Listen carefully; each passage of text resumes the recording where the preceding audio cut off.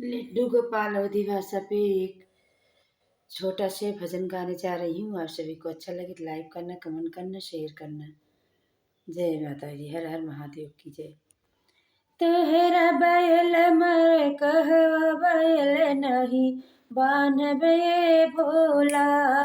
तोहरा लमर कहवा बैल नहीं बान्हबे भोला। तोहरा बैल मर कहवा बैल नहीं बान्हबे भोला। तोहरा बैल मर कहवा बैल नहीं बान्हबे भोला। तोहरे बैलवा के बड़ी बड़ी अखिया, तोहरे बैलवा के बड़ी बड़ी अखिया, घिउरी घिउरी डरवा बैल नहीं बान्हबे भोला। घिउरी घिउरी डरवा बैल नहीं बान्हबे भोला। तोहरा बैल मर कहवा बैल नहीं बान्हबे भोला। तोहरा बैल मर कहवा बैल नहीं बान्हबे भोला। तोहरे बैलवा के बड़ी बड़ी सिंगिया, तोहरे बैलवा के बड़ी बड़ी सिंगिया, मुड़िया झलई झउकार बैल नहीं बान्हबे भोला।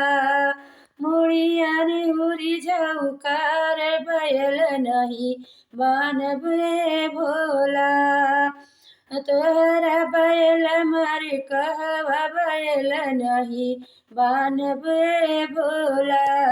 तोहरा बैल मर कहवा बैल नहीं बान्हबे भोला।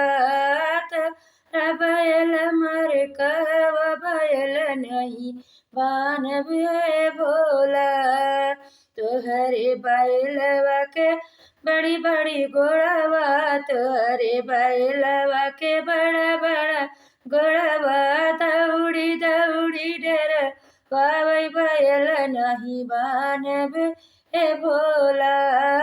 दौड़ी दौड़ी डरवावै बैल नहीं बान्हबे भोला।